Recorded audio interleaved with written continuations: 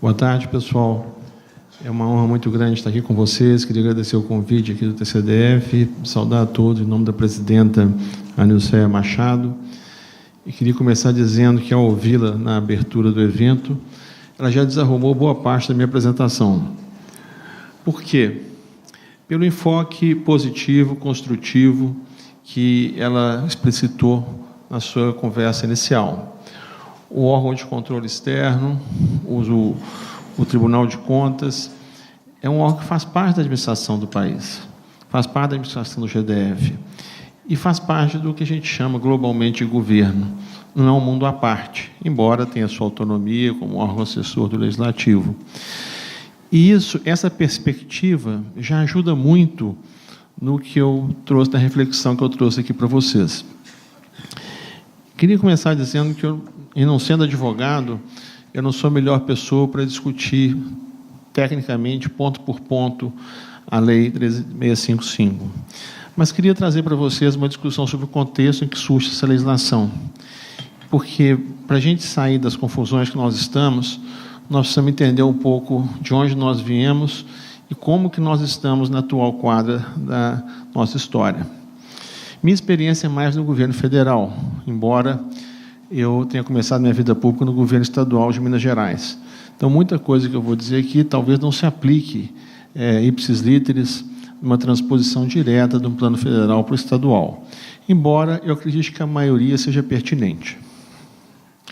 O primeiro ponto é que a gente precisa entender o nosso processo histórico de constituição da administração pública. Todas as nossas constituições, de 1930 até de 88, elas, entre aspas, botaram para dentro da administração pública federal todos os empregados, funcionários que estavam trabalhando, gravitando em torno das funções públicas. Isso significou transformar em servidores públicos um grande contingente pessoal que foram transformados em servidores estatutários por ocasião dessas constituições.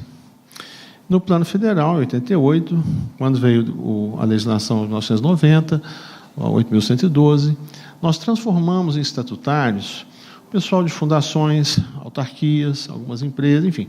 Houve uma grande internalização da administração pública de um grande contingente pessoal. Mas a verdade é que a nossa administração pública não estava estruturada em bases profissionais, no sentido meritocrático, weberiano do termo. E ainda é assim em boa parte dela. Estou falando do plano federal.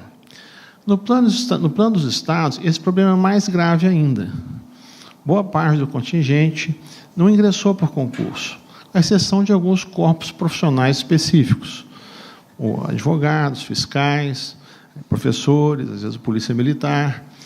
Isso criou uma situação, a partir de 1980, que nós convivemos com uma grande massa de funcionários transformados em estatutários e uma administração pública não necessariamente profissional. Por quê? Porque o perfil desses quadros não era necessariamente o perfil que a administração pública necessitava. No plano federal, após 10 anos de incerteza e turbulências, a partir de 95 nós tivemos um processo de constituição da nossa administração pública no sentido mais estrutural, profissional. Eu não gosto da palavra reconstrução, porque ela nunca foi diferente disso. Nós nunca tivemos uma administração pública idealizada, perfeita. Isso é um processo que vem com a história. E esse processo começou pelo núcleo do governo. Começou pelas áreas duras. Começou pela área econômica, pela área jurídica e pela área de controle. Não surpreendentemente, se vocês observarem as carreiras da área do planejamento, da fazenda, da CGU, da AGU, são carreiras mais estruturadas, mais organizadas, embora tenham muito que melhorar e evoluir. Nos últimos 4 mandatos presidenciais, particularmente no primeiro e segundo mandato do presidente Lula, houve uma retomada de concursos públicos que praticamente estavam suspensos há muitos anos. E começou-se a repovoar a administração pública. Um povoamento assimétrico, um povoamento irregular, um povoamento sem, às vezes, uma visão estratégica, mas permitiu que algumas instituições recompusessem seus quadros pessoal em bases mais profissionalizadas, dentro do regime estatutário, e começasse a enfrentar os desafios de implementação das políticas de governo. Só que esse processo é um processo irregular. Eu dou um exemplo. Por volta aí da época do lançamento do PAC, se vocês observassem os ministérios de infraestrutura na administração federal, não tinha mais engenheiros. Como assim não tinha mais engenheiros? Não tinha. Então, transportes, Minas de Energia, cidades, eram ministérios, em grande parte, povoados por profissionais da área de ciências humanas, ciências sociais, alguns quadros muito antigos, né, de outros tempos, já em vista de aposentadoria. Foi criada, então, a carreira de infraestrutura, para prover esses ministérios com quadros, com capacidades e competências para se desincumbir de suas responsabilidades específicas. Tentou-se ensaiar alguma coisa semelhante na área social. MEC, Ministério da Saúde, Ministério do Desenvolvimento Social. Criou-se uma carreira nessas áreas também, mas não teve o mesmo desempenho das carreiras de infraestrutura. Por que eu estou dizendo isso? Porque quando nós olhamos para a administração pública, ela não é uma administração pública homogênea. Ela é muito assimétrica, ela é muito desbalanceada. E as áreas mais fortes, mais profissionais, mais capazes do governo, jogam na defesa. Somos os órgãos de controle, a área econômica, o pessoal que cuida da área jurídica. Essas são as áreas mais qualificadas, não são as áreas que fazem gol, não é o pessoal que entrega na ponta. Nos estados, a realidade é um pouco diferente. Nós temos dois grandes contingentes de pessoal, duas áreas que são dois mundos, cada um por si só, o mundo da educação, o mundo da polícia militar. São dois contingentes de pessoal bastante complexos. Mas o miolo das administrações estaduais também é a mesma lógica. São os fiscais, o pessoal de controle e os advogados. Por que eu estou dizendo isso? Porque essa assimetria no sequenciamento da constituição das administrações gerou um paradoxo, que é, você tem condições de funcionar melhor em quem está monitorando, supervisionando, controlando, provendo os meios das políticas, do que aqueles que respondem pelas políticas. Eu gosto do exemplo, no caso da administração federal, de Secretaria da Assistência à Saúde ou Secretaria do Bolsa Família. Um secretário finalístico, ele tem que se relacionar com a Secretaria de Orçamento, a Secretaria de Planejamento, a Secretaria do Tesouro, a Secretaria da CGU, que acompanha o Ministério, a Casa Civil, que trabalha com mérito da política, duas subsecretarias, com a área do TCU, que audita, que faz as auditorias da sua secretaria, mais um procurador do Ministério Público. Com uma diferença, esses 8, 9 interlocutores, nenhum entende da atividade finalística em questão, mas ele tem que lidar com todos, porque ele precisa do concurso, da ação de todos, para poder funcionar adequadamente. Só que essas secretarias, muitas vezes, estão muito pobremente estruturadas. Não tem pessoal, não tem tecnologia, não tem os recursos necessários para desincumbir de suas funções, e tem que responder aos questionamentos de todos esses interlocutores.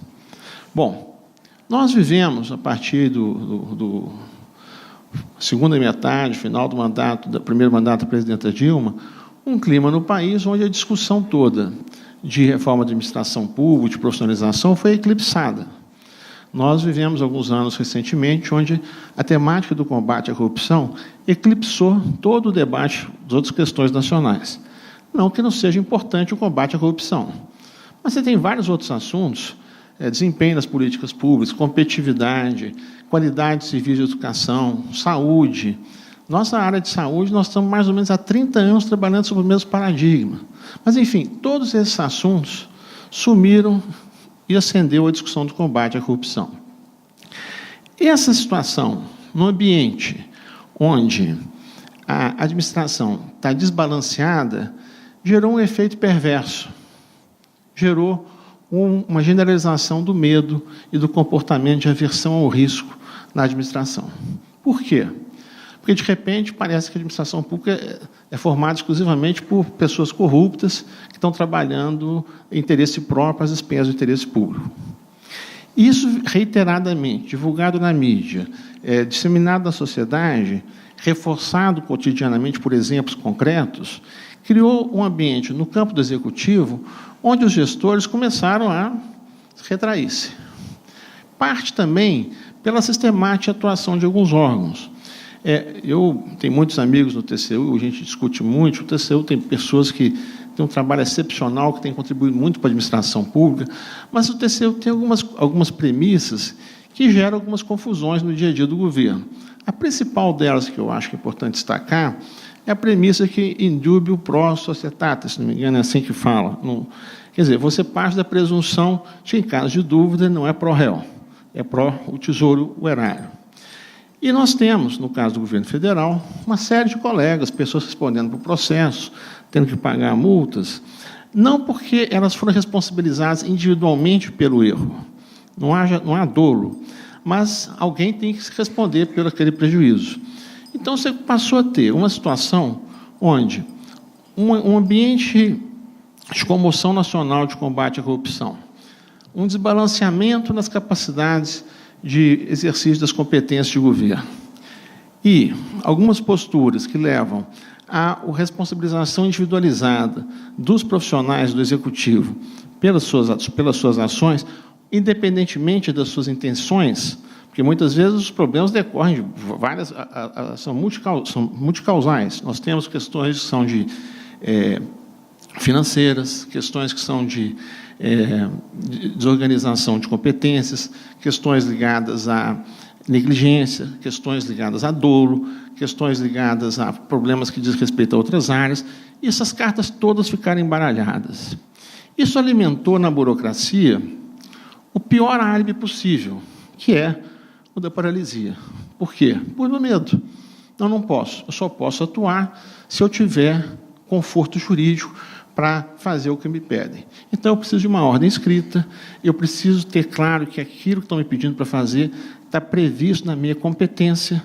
Agora, tudo certo, perfeito, mas se nós formos olhar como estão estruturadas as nossas administrações públicas, o que nós temos?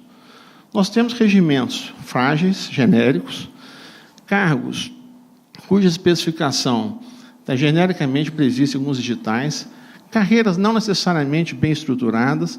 Então, nós temos um ambiente onde todas essas indefinições, vis-à-vis um ambiente de ameaça, levaram à retração da administração, com consequências de paralisantes, e que as pessoas dizem o seguinte: bom, eu faço o que me mandam fazer, mas eu não estou disposto a assumir riscos que possam ser interpretados, que vão gerar prejuízo para mim e para a minha família.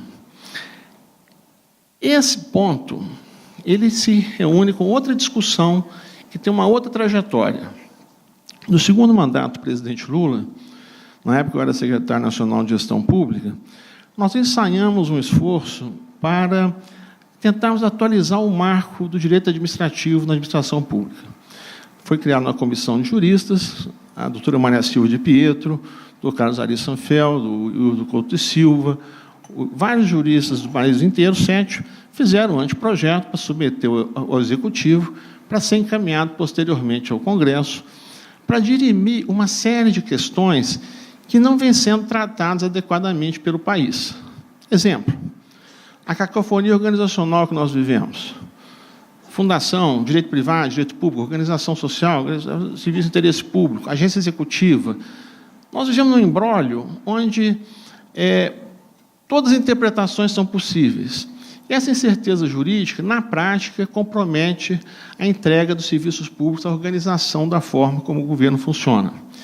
Esse anteprojeto ficou pronto no final de 2009, enfrentou muita resistência no governo, e em 2010, infelizmente, já se aproximava a campanha presidencial, o governo se desinteressou pela iniciativa. Todos esses problemas permanecem. Houve recentemente uma manifestação do Supremo em relação às OS, mas que não foi clarificadora o suficiente. Mas por que a discussão de modelos organizacionais é importante? Porque, senão, nós não temos um acordo como a gente vai prestar os serviços públicos. Problemas semelhantes ocorrem na esfera de pessoal, na esfera relacionada à execução orçamentária financeira. Outra historinha interessante. Nossa 4.320 é uma respeitável senhora de 54 anos. Nem tecnologia tinha na época que ela foi aprovada. E ela refletiu o debate da reforma orçamentária americana dos anos 20 nos Estados Unidos. Ela passou mais de 10 anos no Congresso para ser votada. Então, nós estamos com uma legislação orçamentária e financeira, cuja arquitetura data de quase um século. Procuramos atualizar essa discussão, comissionamos um peer review da OCDE em 2010, esse projeto foi abortado na mudança do governo para 2011, como se nós não precisássemos discutir, qualificar essa conversa sobre a nossa execução orçamentária financeira. Quando surgiu o imbróglio das tecnicalidades que levaram ao impeachment, parte desses problemas são problemas sobejamente conhecidos há muitos anos. E hoje a verdade é que o Executivo funciona, em grande parte, às custas da boa vontade e interpretações do TCU. Convenhamos, não há como o país funcionar dessa forma. Essas indefinições todas, elas precisam ser enfrentadas, precisam ser processadas. A responsabilidade maior por isso é do Executivo. Não é justo responsabilizar os órgãos de controle por esses problemas. Agora, os órgãos de controle têm que atuar, e vão atuar de acordo com as suas circunstâncias, uns mais tecnicamente, outros mais politicamente, uns com entendimento mais pacificado, outros com entendimentos mais controversos. Mas essa é uma situação que o país vai ter que resolver, e logo. Nós estamos pagando um custo enorme por essas indefinições. Como os órgãos de controle podem ajudar ou podem agravar esse quadro? Em grande parte, se colocando na posição de parceiros da construção dos desafios do país. Eu tenho muitos amigos no CGU, também, a gente discute muito. Há pouco tempo, discutimos sobre episódios das universidades federais, caso específico de Santa Catarina e da UFMG. Eu tive a oportunidade de trabalhar 4 anos no UFMG, na época era uma das melhores universidades do país. Agora, quem conhece um pouco da vida das universidades públicas sabe quão confusas, me perdoem a linguagem, quão zoneadas são as administrações universitárias. São pouco profissionalizadas. A universidade tem professor e aluno. A administração é sempre uma coisa complicada. Eu me lembro discutindo com alguns amigos do TCU uma época, Chico, onde você acha que devia priorizar nosso foco da atuação? Eu falei, olha, vocês têm que entender o seguinte, se vocês fecharem os olhos e atirarem em qualquer direção, vocês vão acertar alguma coisa. Agora, vocês querem acertar um animal de grande porte ou querem acertar um mosquito? Trabalhar a forma como se trabalhou nas universidades federais, Santa Catarina e da UFMG, mostra claramente esse exemplo desse desequilíbrio. Independente do mérito da questão, nem no regime autoritário você teve invasões de campos como nós tivemos nesses 2 momentos. Essa forma, no caso, falando do controle interno, em atuação conjunta com a Polícia Federal. Essas questões geram na máquina uma percepção de risco que simplesmente leva a uma paralisia, a uma anomia total. Essa foi a discussão que a gente teve por ocasião da votação da discussão de sanção da lei pelo presidente. Por quê? Porque a necessidade de dar condições de funcionamento da administração pública e dos gestores atuarem no processamento do enfrentamento desses conflitos é indispensável. E os órgãos de controle podem apoiar, somando nessa discussão, ou podem fazer um discurso de defesa de prerrogativas, que também estão confusas. No caso federal, por exemplo, qual que deve ser a relação da CGU com o TCU? Está lá previsto no artigo, funcionar, assessorando. Entre assessorar e funcionar como cadeia de transmissão foi uma distância muito grande. Há entendimentos diferentes. Algumas questões, provavelmente, a AGU deveria ter enfrentado o TCU na clarificação dos entendimentos. Nós não podemos conviver com muitas dúvidas nessa área de governo. Isso gera confusão e indeterminação para o país todo. E é a situação que nós nos encontramos hoje. E, para piorar um pouquinho o quadro, o que vem acontecendo recentemente? Não precisa mais preocupar com o TCU, com o Ministério Público. A própria administração, ela não só está parando, como ela está começando um esforço de exumação de cadáveres, um esforço de exumação de pendências, de projetos, de anos, décadas atrás, sem necessariamente ter uma motivação para tal que não seja o medo, e de querer se diferenciar de quem quer que chegue, dizendo, olha, eu não tenho nada a ver com isso. Eu brinco que nós estamos desenvolvendo uma visão dupla. Você vê um problema, imediatamente você duplica o problema, porque é o problema e outro inquérito em outro parte para ver por que aquele problema não foi resolvido. Quer dizer, isso está gerando uma situação absolutamente desestruturante.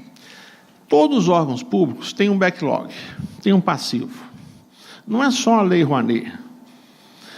Quando nós negociamos a implementação do SICOMV, no segundo mandato do presidente Lula, a ideia era passar uma régua nisso e estabelecer um divisor de águas. Daqui para frente, vamos trabalhar diferente, com convênios, termos de parceria, dentro do sistema, com toda a transparência. Nós estamos reabrindo processos de 2008, 2005. Em caso de dúvida, abre, encaminha, decreta e estabelece uma penalidade. A própria administração agora está fazendo isso. Nós estamos transformando uma indústria de escavação. Sim, mas é uma dolorosa verdade. O país pode esperar por isso? O país pode pagar isso? A sociedade pode custear essa administração? Tem que haver um balanceamento, tem que haver bom senso, tem que haver dosimetria, tem que haver discernimento. Essas questões relacionadas à legislação, eu mencionei no debate no TCU, eu lamento dizer, mas eu acho que não é a legislação que resolve isso. É um entendimento, é um consenso, é um modus operandi. Mas nós temos que mudar esse modus operandi. No caso do Executivo Federal, a AGU e a CGU têm uma responsabilidade imensa na construção de um ambiente, em inglês tem uma palavra, enabling, possibilitador que a administração funcione. A CGU tem feito iniciativas espetaculares para simplificar, melhorar, desburocratizar, focar o controle. O próprio TCU tem atuado no sentido de exercer mais uma certa contenção, um certo bom senso. Não é genérico, varia muito, secretaria para secretaria, técnico como técnico, mas nós temos que recuperar e restaurar as condições do Estado funcionar sob premissas que deem condição do país rolar. Senão, não tem condição. A premissa de presunção de culpa é inaceitável na administração. A premissa de que nós dispensamos o ônus da prova, as evidências, a empiria, é inaceitável na administração. Nós começamos a fazer leitura de mente, aquele filme Minority Report, antecipar conclusões. Que mundo é esse? É o mundo que nós estamos hoje. O próximo governo vai chegar em janeiro, tem muita pena. Por quê? Porque ele vai encontrar um campo minado, não vai saber em quem confiar. A burocracia não só se fechou, como no esforço de profissionalização recente, houve um fechamento do preenchimento de cargos para a classe política, no entendimento de que a burocracia atende melhor a sociedade. Sim, mas até certo ponto. E em vários órgãos hoje, os novos dirigentes não têm como acessar o que se passa na burocracia. A burocracia tornou-se capturada os cargos tornaram-se capturados pela própria burocracia, na premissa de que a burocracia serve melhor ao interesse público. Honestamente, eu não sei.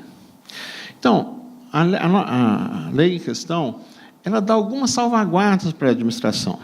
Algumas, mas muita coisa vai depender do entendimento. Formalmente falando, a AGU deveria defender todos os servidores nos embates com o TCU. Isso não ocorre, embora haja previsão legal que possibilite isso. No caso dos estados, embora resida aqui há mais de 10 anos, conheço pouco a realidade do GDF, essa situação é mais aguda, é mais complicada, é mais sensível ao embate político. Há uma frase clássica de um líder democrata americano, ele dizia que toda política é local. E tem um complemento a essa frase. Toda política local é pessoal. E aí, como é que fica? Como é que fica a institucionalidade? Como é que fica a impessoalidade? Se no plano federal nós estamos vivendo esse caos, essa desordem, essa entropia, nos estados tudo fica muito mais sensível, tudo fica muito mais complexo, tudo fica muito mais delicado. Do ponto de vista do desenvolvimento econômico, nossos investidores, nossos empreendedores estão enfrentando dificuldades que estão superando as dificuldades históricas. Por quê? Porque eles dependem da boa vontade, dependem da compreensão, dependem do discernimento, dependem da iniciativa da burocracia tomar decisões. E a última coisa que a burocracia está fazendo no momento é tomar decisões, porque não há decisão sem risco na conjuntura atual. Eu trabalhei, interagi com profissionais da área de controle excepcionais, que têm uma capacidade de visualização da ação do governo, que têm capacidade de dosar os problemas, de pressionar, de endurecer, de punir e de também premiar e de fazer a administração avançar. Mas também trabalhei com profissionais que têm uma visão muito literal do seu papel e que funcionam reforçando essa paralisia. Os desafios do momento são esses. Nós chegamos nesse buraco através de um esforço coletivo. Para sairmos desse buraco, nós precisamos de um esforço coletivo. É como a maré. Não existe um só... Ninguém vai sair sozinho disso, né? Tem questões corporativas, tem questões de checks and balances, de equilíbrio de poder, tem questões de má-fé, tem questões econômicas, tem questões de profissionalização. Isso tudo está misturado. E nós precisamos, de novo, destrinchar um pouco esse quadro e circunscrever essas questões e procurar enfrentá-las, cada uma na sua esfera, para gerar um quadro de consistências crescentes que permita ao país retomar o seu crescimento. No âmbito estadual, o desafio de vocês não é maior nem menor que no plano federal. No âmbito municipal, a mesma coisa. E o GDF, vocês são um pouco essas duas coisas, né? Estado e município. Agora, a visibilidade do GDF, o volume de recursos do GDF e as dificuldades históricas do GDF que enfrenta são também um desafio adicional. Essa é uma região onde a questão do recurso não se aplica como nos demais estados, mas, paradoxalmente, está perto demais do poder central. Isso gera desafios adicionais.